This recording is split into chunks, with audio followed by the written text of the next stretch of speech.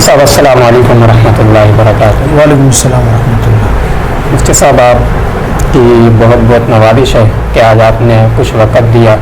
ہم آج کی نشست میں آپ سے انشاءاللہ بہت کچھ سیکھیں گے۔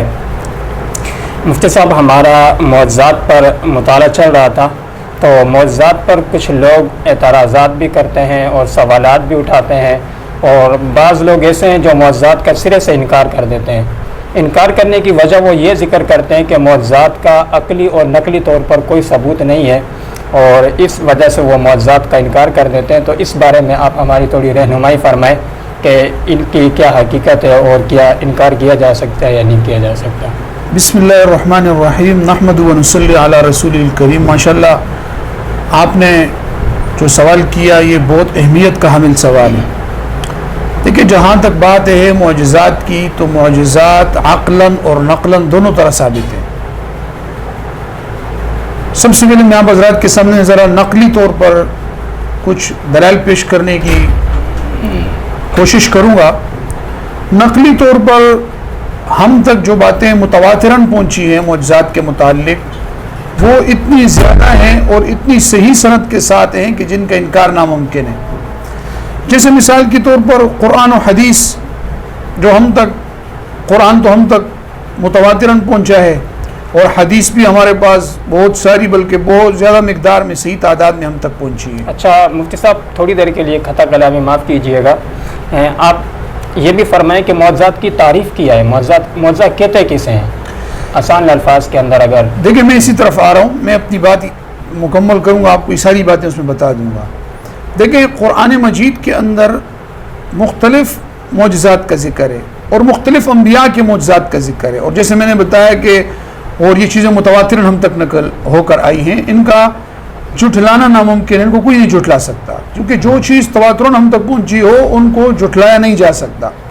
مثال کے طور پہ آپ قرآن مجید میں دیکھ لیں کہ حضرت ابراہیم علیہ السلام کو نمرود نے آگ میں ڈالا، تو قرآن سے یہ بات ثابت ہے کہ اللہ رب العزت نے اس آگ کو حضرت ابراہیم کے لیے ٹھنڈا کر دیا، قرآن میں اس کا ذکر ہے۔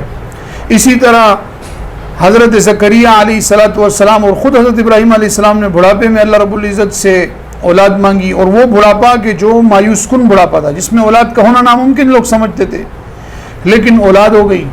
اسی طرح حضرت موسیٰ علیہ السلام کے ہاتھ میں عصا جو تھا وہ سانپ بن گیا۔ حضرت موسیٰ علیہ السلام کو اللہ نے بہت سی اور بھی نشانیاں دی۔ حضرت موسیٰ علیہ السلام کا ہاتھ وہ اس سے تیز روشنی نکلتی تھی، وہ ید بیضاء کہلاتا تھا۔ حضرت عیسیٰ علیہ السلام کے اگر آپ معجزات پر غور کریں تو حضرت عیسیٰ علیہ السلام کو اللہ نے یہ معجزہ دیا تھا کہ حضرت عیسیٰ علیہ السلام پرندے اٹھاتے تھے، زمین سے مٹی اٹھاتے تھے اور ان کے پرندے بناتے تھے، ان پہ پھونک مارتے تھے، وہ پرندہ جو ہے ہواؤں میں اڑتا تھا۔ اور اسی طرح حضرت عیسیٰ علیہ السلام کے بارے میں یہ بھی ہے کہ وہ بیمار کہ طبیب جس کے علاج سے بالکل مایوس ہو چکے ہوتے تھے، حضرت عیسیٰ علیہ السلام کو اللہ نے یہ معجزہ دیا تھا کہ حضرت عیسیٰ علیہ السلام صرف ہاتھ پھیرتے تھے اور وہ بالکل ٹھیک ٹھاک ہو جاتے۔ تو یہ وہ معجزات ہیں جو قرآن میں ہم تک پہنچے ہیں۔ پھر ہمارے نبی محمد صلی اللہ علیہ وسلم کو جو اللہ نے معجزہ دیا، شق قمر کا معجزہ دیا کہ آپ نے اپنی انگلی کو چاند کی طرف صرف اٹھایا اور چاند دو ٹکڑے ہو کر گر پڑا۔ اسی طرح حضور صلی اللہ علیہ وسلم کا معراج کا جو معجزہ ہے وہ ہم تک متواتراً پہنچا ہے کہ آپ نے ایک ہی رات میں، بلکہ ایک رات کے چھوٹے سے لمحے کے اندر آپ نے مسجد حرام سے مسجد اقصی تک، اور مسجد اقصی سے پھر آپ نے آسمانوں اور زمینوں اور آسمانوں اور جنت اور جہنم یہاں تک کہ اللہ تعالیٰ سے ملاقات بھی کی، اور آپ اسی لمحے میں واپس بھی زمین پر پہنچ گئے۔ تو یہ جو معجزات ہیں نا، یہ ہم تک تواتراً پہنچے ہیں۔ ایک بات تو یہ ہو گئی۔ دوسرا آپ نے سوال یہ کیا کہ معجزہ کہتے کسے؟ دیکھیں معجزہ کہتے ہیں کسی نبی کے ہاتھ پر، ایسے شخص کے ہاتھ پر جو نبوت کا دعویٰ کرتا ہو، کسی خرق عادت کام کا ہو جانا، کسی ایسے کام کا ہو جانا جو عادتاً محال ہو، لوگوں کی عقلوں سے وہ ماورا ہو، لوگ اس کو محال سمجھتے ہوں، یہ اس کو کہتے ہیں معجزہ۔ اور پھر اس میں ایک سوال آپ نے نہیں پوچھے، وہ میں بیچ میں خود اپنی طرف سے ڈال دوں کہ جادو اور معجزے میں کیا فرق ہے؟ بعض لوگ کہتے ہیں بھائی یہ تو جادوگر بھی کر سکتے ہیں، جادوگر بہت سارے ایسے کام کر رہے ہوتے ہیں جو عام لوگ نہیں کر سکتے۔ تو دیکھیں جادو اور معجزے میں ایک فرق یہ ہے کہ جادو جو ہوتا ہے اس کا کوئی نہ کوئی چھپا ہوا سبب ہوتا ہے جو عام لوگوں کی نظر سے چھپا ہوا ہوتا ہے۔ مثال کے طور پہ جادوگر جو ہوتا ہے وہ کسی بھی چیز کو حقیقتاً تبدیل نہیں کرتا۔ آپ دیکھیں گے ایک جادوگر نے رسی پھینکی وہ رسی سانپ بن گئی، اب دیکھنے والے اس کو سانپ سمجھ رہے ہیں، لیکن حقیقت میں وہ رسی ہی ہے. دیکھنے والوں کی آنکھ کے اوپر اس نے اس طرح کا وہ کر دی، اپنے تجربے کی بنا پر کئی سال اس نے تجربے کیے اور نظر بندی کر دی اس نے. اور اب دیکھنے والے سمجھ رہے ہیں کہ یہ ایک ایسا کام کر رہا ہے کہ جو لوگ نہیں کر سکتے، اور عام لوگ اس میں اور معجزے میں فرق بھی نہیں کرتے. لیکن معجزہ وہ ہوتا ہے جو کسی سبب کے بغیر ہو، جیسے حضرت موسیٰ علیہ السلام بھی ہیں اور جادوگر بھی ہیں. اب حضرت موسیٰ علیہ السلام کے سامنے جادوگروں نے بھی رسیاں پھینکی اور وہ سب کی سب سانپ بن گئی. لیکن جب حضرت موسیٰ علیہ السلام نے عصا پھینکا اور وہ جب سانپ بنا تو جادوگر سمجھ گئے کہ ہم نے جو رسی سے سانپ بنایا ہے وہ تو لوگوں کو سانپ نظر آ رہا ہے لیکن حقیقت میں سانپ نہیں ہے، جبکہ حضرت موسیٰ علیہ السلام نے جو عصا پھینکا وہ حقیقت میں سانپ بن گیا. جزاک اللہ مفتی صاحب، بہت ساری باتیں الحمدللہ آپ نے کلیئر کر دی ہیں. مفتی صاحب اگلا سوال ہمارا آپ سے یہ ہے کہ بعض حضرات ایسے ہیں جو معجزات کا صرف اس لیے انکار کرتے ہیں کہ معجزات عقلی طور پر نہیں ہو سکتے، ان کو انسان کی عقل تسلیم نہیں کرتی تو وہ انکار کر دیتے ہیں. تو کیا اس طرح اگر کوئی بات عقل کو سمجھ میں نہ آ رہی ہے تو اس کا انکار کیا جا سکتا ہے یا نہیں کیا جا سکتا؟ دیکھیں یہ بہت اہم سوال ہے، اور یہ سوال ہمارے یوں کہیں نام نہاد ترقی یافتہ لوگ جو غیروں سے تو متاثر ہیں لیکن انہیں اسلام سمجھ بھی نہیں آتا، یہ ان کے ذہنوں میں بہت آتا ہے. دیکھیں نقلی طور پر تو میں نے آپ حضرات کے سامنے تفصیل سے ذکر کر دیا، عقلاً بھی معجزات ناممکن نہیں ہے. اصل میں ہوا یہ کہ دو چیزوں کو ہمارے ان ترقی یافتہ لوگوں نے ایک چیز سمجھ لیا. یہ دو چیزیں، ایک ہوتا ہے ناممکن اور ایک ہوتا ہے یوں سمجھیں، بلکہ اس کو یوں سمجھیں، ایک ہوتا ہے خلاف عقل اور ایک ہوتا ہے خلاف عادت. اب آپ پوچھیں گے کہ خلاف عقل اور خلاف عادت میں کیا فرق ہے؟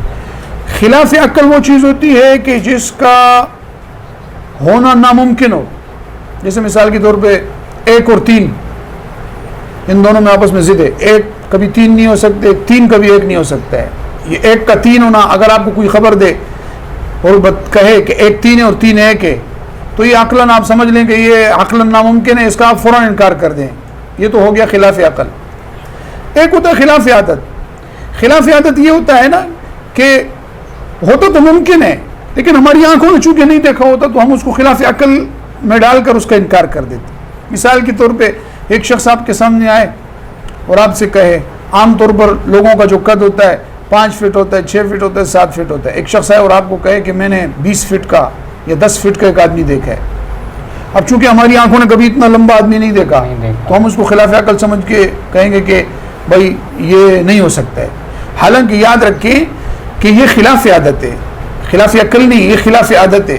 اور خلاف عادت جو ہوتا ہے یہ عقلاء کے ہاں بھی، منطق اور فلسفے کے ہاں بھی یہ قانون ہے کہ جو چیز خلاف عادت ہو، ممکن ہو، خلاف عادت ہو، اس چیز کا انکار کسی دلیل کی بنا پر کیا جا سکتا ہے، بغیر دلیل کے نہیں کیا جا سکتا. سبحان اللہ. مثال کے طور پر اس میں آپ کو مزید تفصیل یہ سمجھاتا ہوں کہ یہ جتنے معجزات ہیں، جتنے بھی معجزات ہیں جن کا قرآن و حدیث سے ثبوت ہے، یہ سب خلاف عقل نہیں ہے، خلاف عادت ہے اور یہ سب ممکن ہے. اور ہر ممکن چیز جب کسی دلیل صحیح سے ثابت ہو جائے تو اس کو ماننا ضروری ہوتا ہے. ممکن چیز جب کسی دلیل سے ثابت ہو جائے تو اس کو ماننا ضروری ہوتا ہے. اگر کوئی بندہ اس کا انکار کرے گا تو اس کے خلاف دلیل لائے گا.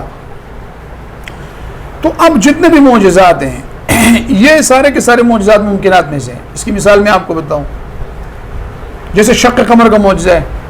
حضور صلی اللہ علیہ وسلم نے انگلی اٹھائی اور چاند کے 2 ٹکڑے کر دیے. اب یہ جو معجزہ ہے پہلے دن سے کچھ ملحدین جو غیروں سے متاثر، خود کو ترقی یافتہ اور عقل کہتے ہیں، وہ کہتے ہیں چاند کا 2 ٹکڑے ہونا، وہ بھی ایک زمین کے ایک انسان کی انگلی کے اوپر چاند کا 2 ٹکڑے ہونا، یہ تو بالکل عقل کے خلاف ہے.